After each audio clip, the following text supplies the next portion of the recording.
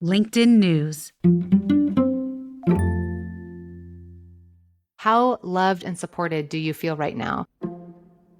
Hey everyone, from LinkedIn News, this is In the Arena, a podcast exploring human potential. I'm Leah Smart, and every week you'll find me right here in conversation with bright minds and brave hearts, learning how we can improve our lives and our world by transforming ourselves.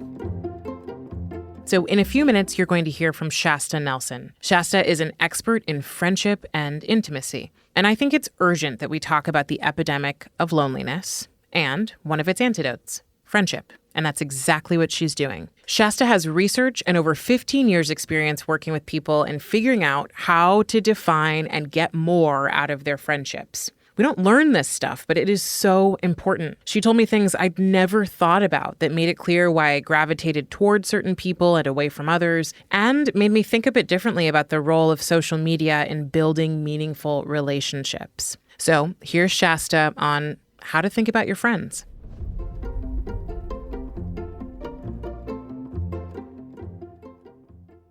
I want people to feel connected. I believe the research that it's almost virtually impossible for us to be happy if we don't feel loved. And I want us to feel loved, but it's amazing how many of us are going through this life feeling like we have friends or we know people or we're busy or we have people all around us, but we still don't feel known and supported and like just really connected. So that just breaks my heart. And I would just want to do everything I can to help guide us and inspire us to do the things we need to do to live more connected lives. What do you think motivates that for you? What's personal for you about that?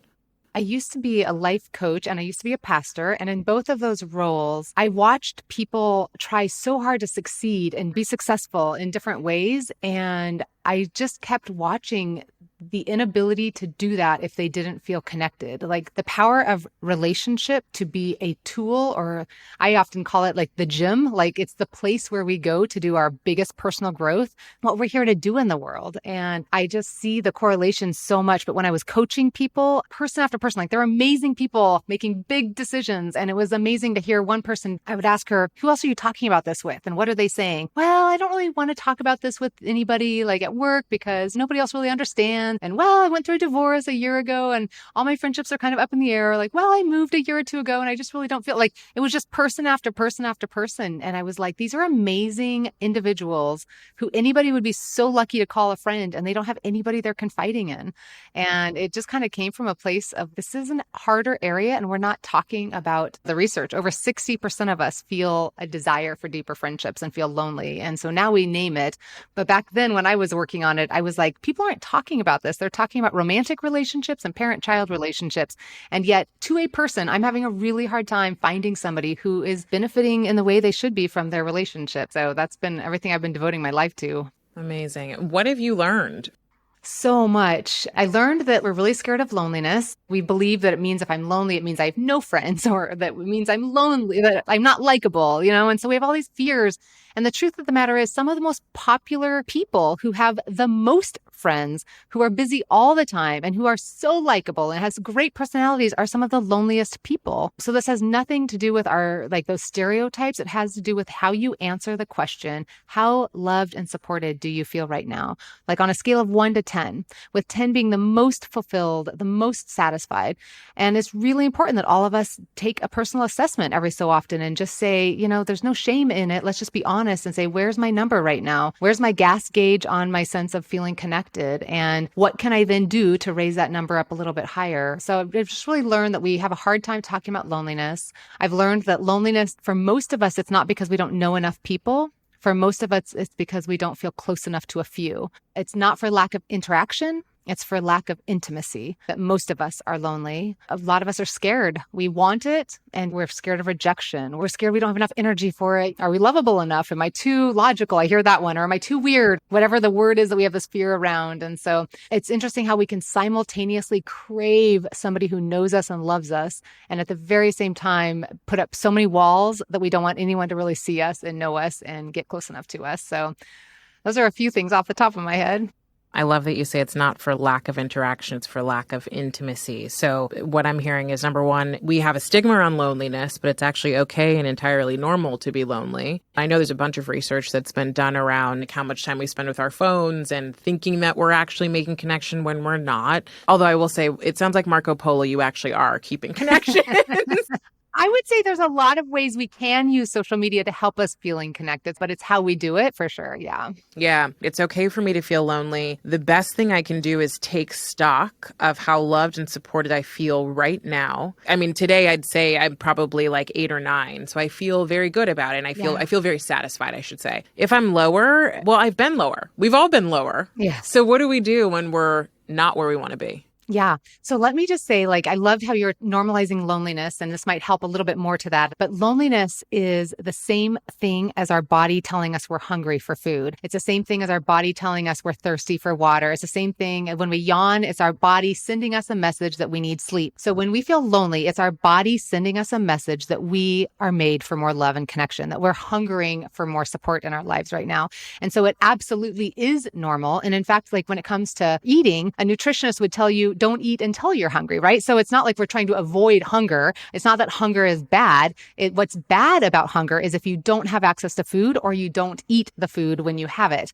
And so hunger isn't bad. Loneliness is not bad. Loneliness is beautiful. Loneliness is your body saying, I have more desire for meaningful connection in my life right now, which is such a great message to receive. So it's a really beautiful thing.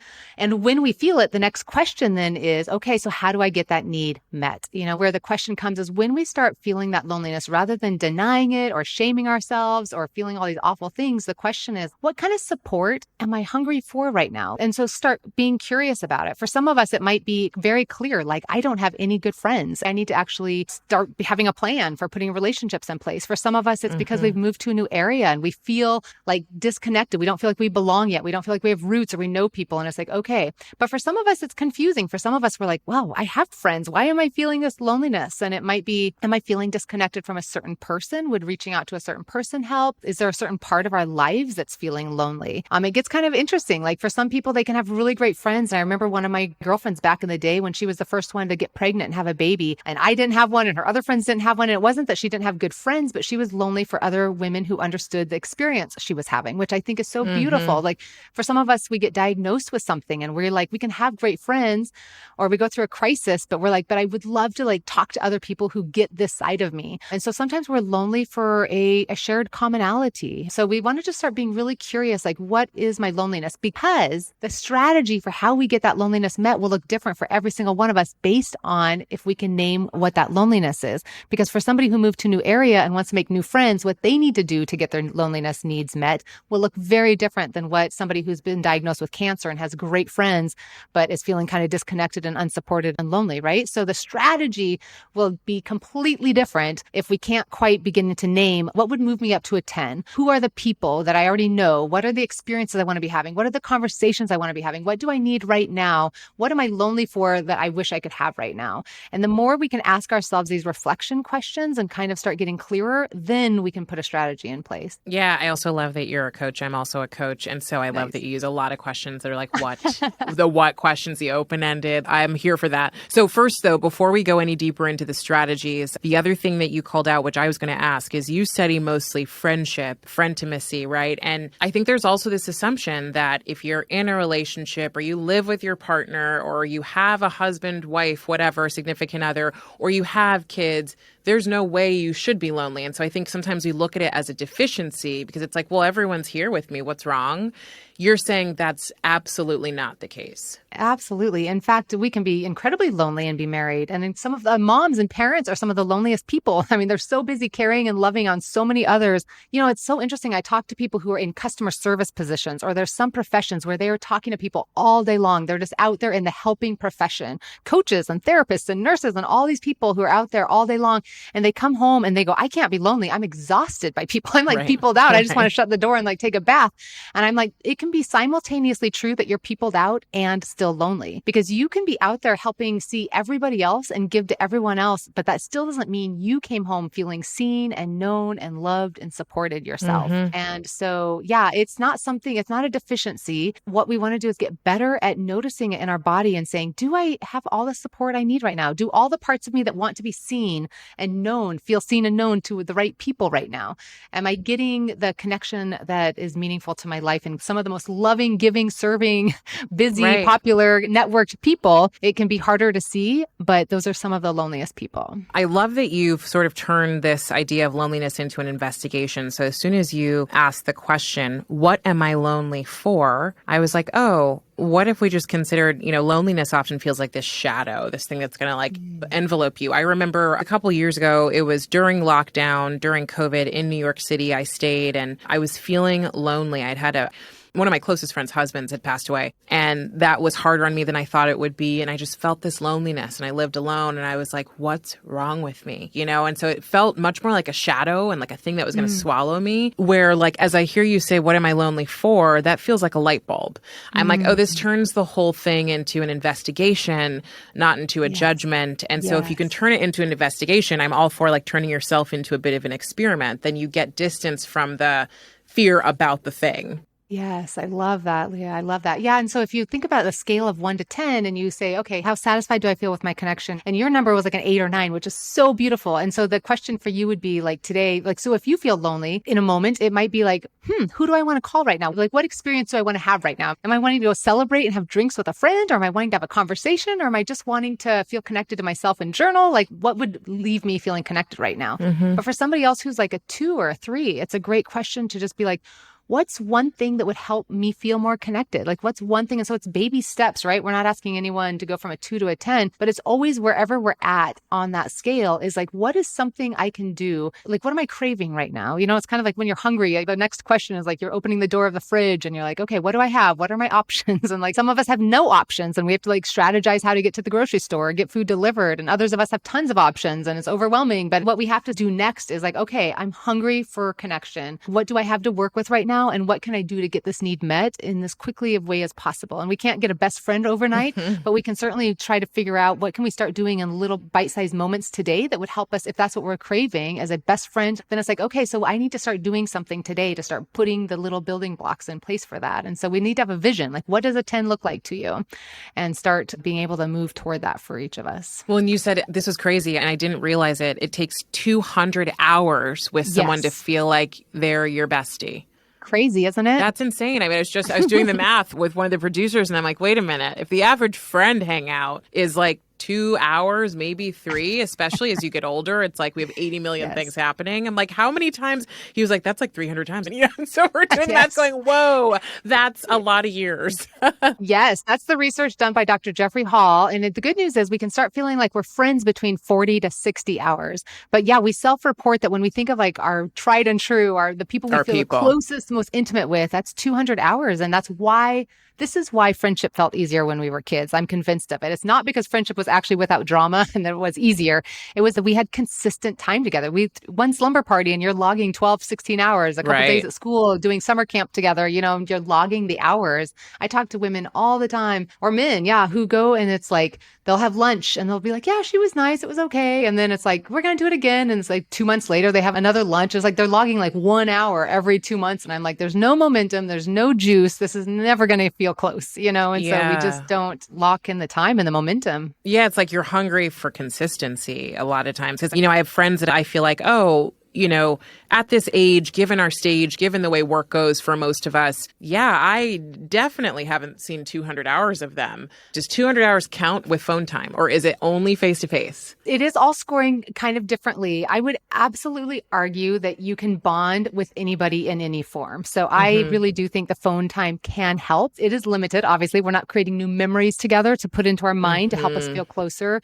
We're not seeing each other's mirror neurons. Like there's certainly things we're missing out on, but certainly those hours of phone play toward that and leave us feeling more connected. Absolutely. You talked about long distance friendships. When you were talking about moving in one of your videos, I was surprised to see that you spent a large portion of the time actually talking about what we do to kind of keep the people that we've created close friendships with when we move engaged, even though we're starting a new life, before you went into and what happens in the new life. So when I think about phone, as you're saying this, I go, oh yeah, a lot of my close friends that I speak to on the phone, it's really about maintenance and it's about catching up versus making memories. Yeah. And when we understand that a relationship with intimacy takes 200 hours, it starts making sense why you don't want to move and just let go of your relationships, because those are investments. Like if you think about financial investments, like you've invested, quote, the 200 proverbial hours. Right. The last thing you want to do is go start all over and not reap the rewards of those relationships.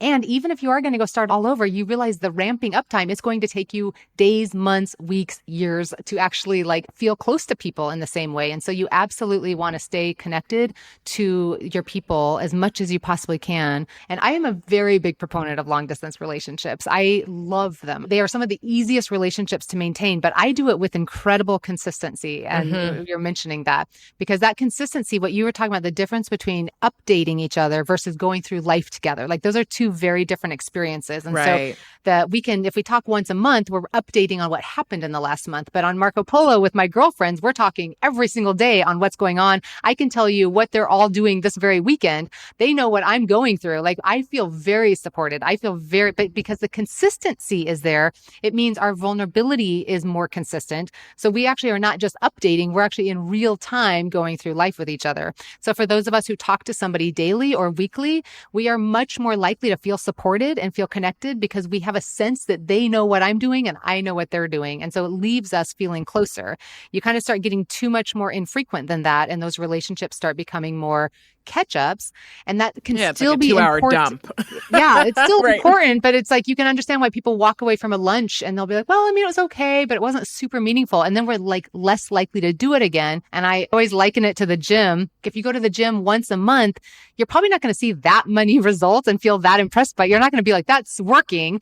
But if you go regularly, you're going to be like, that's working, right? And so it's one of those things where the more frequently you do it, the more benefit you get from it, without doubt. Okay, so you just unlocked this thing for me because I have been someone who has not been active on social media aside from on LinkedIn. But what was funny is this weekend I moved out of my apartment and I posted on Instagram that I was moving a picture of my old apartment. And I've started kind of getting better with deciding, okay, when I post something and I only want to share it with close friends, what's the mechanism to make that happen? Because that's important to me to keep some of my life private. But what happened was, I posted this thing, I sent it to close friends, to which I had a number of them that I picked. But then I got people reaching out, friends that I had, one that I haven't talked to in years who we catch up randomly. We were roommates in college, but she's like, hey, I saw your post and I can't help but wonder, what's going on and where you're going. How are you? And I was like, oh, I love her and I miss her. And now I can tell her that this is happening. And I used to make up that was a drain or something that was not necessary. And it felt nice to have support from people. Totally. I argue that I feel closer to my friends who are on social media than those who don't. When you're talking about consistency, those are big rocks. And then you think about the phone calls and the Marco Polos and the different things that we do in between. And those are the smaller pebbles that kind of go in around the rock. The social media is never going to be the rock to my relationship. But I love seeing that my girlfriend's daughter was honored for her school attendance in third grade yesterday on social media. And I'm like, we could talk on the phone and she wouldn't have brought that up or I wouldn't have seen the photo, right? I feel closer to her. I love those things. But I do think you're right. I think all those other things are true too. We can show up and use social media coming out of insecurity and we're just trying to impress people. Or if we don't really have friends on there that we're connecting with and we get off feeling lonelier, that's good information for our brains. Is my time scrolling Facebook leaving me more connected or not? They're like the potato chips. Are these potato chips a nourishing dinner? No. Are they horrible to eat and you should never eat them? No. But it's starting to recognize, does this nourish me? Is this time, is what I'm eating, is this time that I'm connecting with people nourishing me and helping feed that hunger that I have? And if the answer is yes, then that's great. If the answer is okay, it was the easy thing, but I actually would have been better off putting forth better energy and going and actually meeting a new friend in town. And while that takes more energy and is harder, would that have actually left me feeling closer to my goals than just scrolling Facebook all night, And so it starts giving us options to our strategy. I love that. And I love that you've kept this like metaphor of the hunger.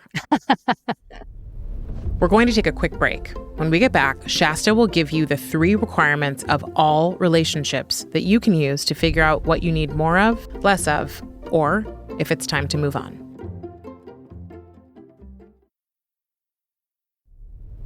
And we're back with friendship expert Shasta Nelson. I have purposefully at one point made a list of like, who's in my inner circle. I remember there was this exercise that I think it was Brene Brown that talks about your 1x1 square of like, if you were to write on a 1x1 piece of paper, who the people are that matter most, like that's all that it should be. And so I went and I was like, oh, cool. I'm going to pin all these people on my phone and here they are. And these are the people that like, when I'm going, I need some connection. A lot of them are long distance. I'm sending them an audio note. I'm doing whatever. But then I also have seen friendships change and end, whether they be because it just kind of trails off or because it truly is time for it to end. How do we deal with the food that's gone bad in the refrigerator? Okay, so I'm going to answer this question with, hopefully it has 2 applications to it. One, for those of us who are trying to build our relationships, I'm going to talk about the 3 requirements of all relationships, because this will help those of us when we are wanting a strategy. But these are also the 3 things that when a relationship isn't working, it's because one of these 3 things is lacking. And then you have a choice. Do I want to try to repair this one thing or improve this one thing or bring this one thing more to the relationship and see if I can protect the investment I've made? Is there a way to make this more meaningful, more intimate, more satisfying again? And if you keep trying that and the answer keeps being no, it's not working, then that is kind of your information for you that that is not a healthy, meaningful, satisfying relationship. So those 3 things, when we look at all the science of what builds healthy relationships, of what leaves us feeling bonded, there's 3 things that are always present, and we can use different words for them, but there's 3 categories, and I use the words positivity, consistency, and vulnerability. So positivity means at the end of the day, we need to have more positive emotions when we're interacting with each other than negative emotions. In fact, the science is telling us usually about 5 positive emotions for every negative emotion. So those are emotions like, do we enjoy each other? Do we laugh together? Are we having fun? Do I feel empathy? Do I feel like she's cheering for me? Do I feel like he's there for me? Do I feel like I'm getting validated? Are we inspiring each other? And that's like number 1 goal. Because if we don't have positive emotions, the next 2 are going to be very hard to do. Consistency is what we've been speaking to the most here, and that is certainly frequency. It's also kind of logging the hours, the 200 hours. It's building history. It's having shared experiences. That's where memories are made. This is also where trust gets built up. The more interactions we have, the more consistent we are with each other, the more we begin to expect and rely on your consistent behavior and how you'll respond to things. And we start feeling like you're safer. So we start building trust here with our consistency. And then the 3rd requirement, which is vulnerability. Sometimes our relationships don't feel meaningful. And this is where intimacy happens. And this is where we feel known. And so vulnerability is our sharing of each other. It's talking about what matters to us and our opinions and who we are and feeling like we actually can be expressed and be known. And obviously that will look different in different relationships. And not every relationship starts at a high level of that. But ultimately, as we build consistency with people, so too should we be building vulnerability with people, to be able to process life with each other and tell each other our stories and our feelings and stuff. At the end of the day, these 3 things have to be present in every healthy, meaningful relationship. And so it's stepping back and saying, which one of these things isn't happening right now? Or which one, if I were to increase, would make the biggest difference to our relationships? And that's where we can start being really strategic about improving certain relationships or changing our expectations to actually reflect the fact that that's not happening in certain relationships. So it's not a pyramid, it's components. Yes. So it's not like one thing has to then lead to the others. No, I would say though that I do put the positivity as kind of the base of the triangle, because if I don't feel good around you, I'm not going to want to spend time with you, right? Then I'm probably not going to open up and share very much with you. And so positive emotion is one of the most important things, but it is not more important than the other 2. But I think I would say consistency is kind of similar in that sense. It's foundational too. Like if we're not interacting, we won't enjoy each other and feel good. So we won't have positivity. And if we're not interacting, we're not knowing what's going on in each other's lives. And so we're not really building that vulnerability piece. So they do all build on each other. But at the end of the day, you have to have all 3. Some of us, we might have really good vulnerability and really good positivity, which means we feel like we can tell them anything and we always feel good when we talk to them, but we only talk to them every couple months or we only see them once a year. And so for that one, if we're hungry for more connection, that one we'd say, okay, I need to figure out how to talk to this person more often, how to go see them more frequently. I need to increase the consistency, right? For some of us, it's like we have people in our lives who are consistent and vulnerable. We see them all the time. We might be related to them. We might work with them and we know a lot of their life, but we don't, like we're drained by it. And so we have the option of like, is there anything I can do here to flip this so it actually is more enjoyable, more fun, where we're having a good time together, where we're talking about what we appreciate in life, where we're going and doing fun things together. Can I bring positive emotion back into this? Okay, I have friends. So why am I not scoring a 10 on the scale of 1 to 10, right? I have friends. And now you can actually start saying, okay, so what can you do? Which of these 3 things can you start showing up to do in order to make those friendships more fulfilling to your life? Everyone's talking about the fact that we are lonelier than we've ever been. I think this question and then these 3 components offer a way for you to find what you're looking for and to like satiate that hunger within the circle of people you already know. Yes, you've named it. Most of us are not lonely because we need to meet more people. Most of us are lonely because we need to feel more met by the people we already know. It's Right. that we need to do a better job of going deeper and being better connected with the people we already know. This is going to maybe sound weird, but like, how do you define a friend? And I'm going to tee this up because I feel like growing up, friendship for me felt like, or something inside me felt like a best friend was someone I told, well, maybe there's different kinds of friends, but someone I told every single thing to. And so I started to become a little more like, I started to, I think, lose awareness of the different kinds of friends that we have and thinking that like, if I can't tell you everything, then you're not really a friend. And I know that's not true. And it took one of my friends saying, I think you are overdoing this, to get me to stop and think. So how would you define a friend or how would you break down the different kinds of friends that we should have? We have so romanticized the best friend and it's turned it into something just absolutely crazy. I'm always telling parents, don't keep asking your kids who their best friend is. Like just keep being like, who do you enjoy? Who are you close to? Who are all of your best friends? Because best friend is a quality. We're trying to get as many of our relationships up to a high quality. It's not a quantity. So I say my definition of friend is any relationship where both of you feel seen in a safe and satisfying way. We feel seen when we practice vulnerability. It feels safe when we practice consistency, and it feels satisfying when we practice positivity. I teach it on a triangle where at the base of the triangle, at the bottom of the triangle is positive emotions, and we go up the triangle as we increase consistency, which is on the left arm of the triangle, and vulnerability on the right arm of the triangle.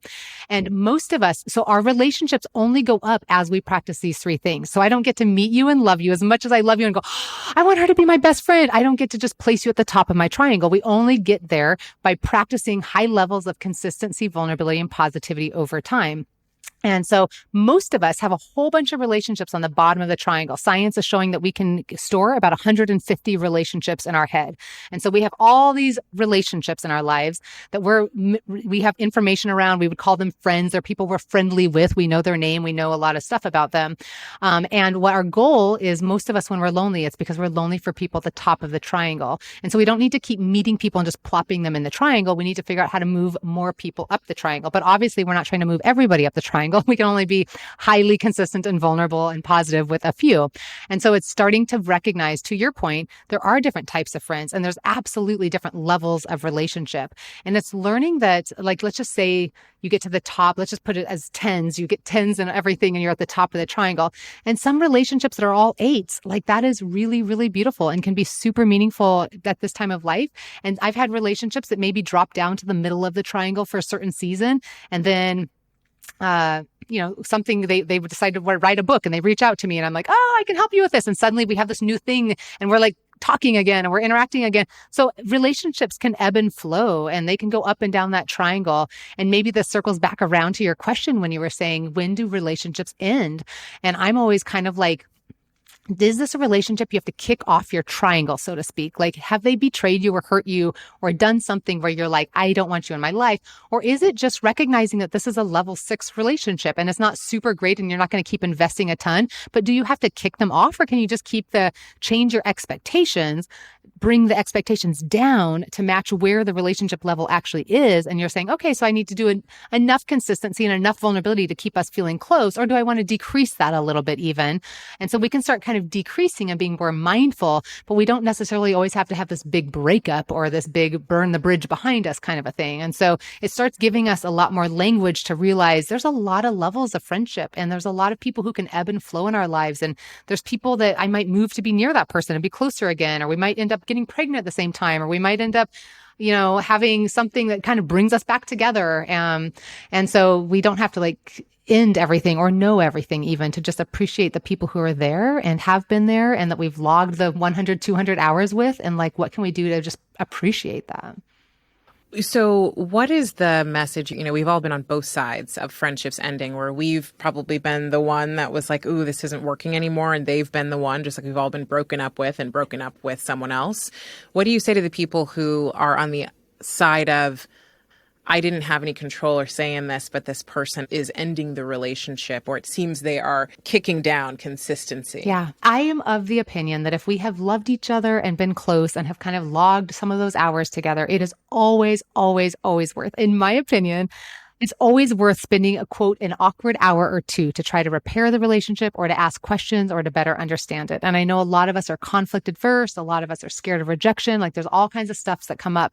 But to me, it's always worth coming back and just being like, I've noticed that, you're really busy lately and we haven't had a lot of time to get together. And so you kind of just name that you're noticing, feeling, and that's totally okay. I understand that. And I miss you so much. Is there anything I can do that would make it possible for us to get our calendars lined up, or if you sense that there's actually something that happened, to name that and say, I'm sensing some distance between us. And I want to know if I did anything that hurt you or anything that upset you or just didn't support you. So being able to go and approach somebody and name that thing and give the space to have that conversation. I've been on the other side. I hear from women all over the world who have been broken up with and have no idea why. And so I would say to those of us who are doing some of the breaking up, it's always a gift to be able to help name a little bit of what's going on. In romantic relationships, that hardly ever happens. We always have like the talk, and then we have the fight, and then we have the breakup, and then we try again.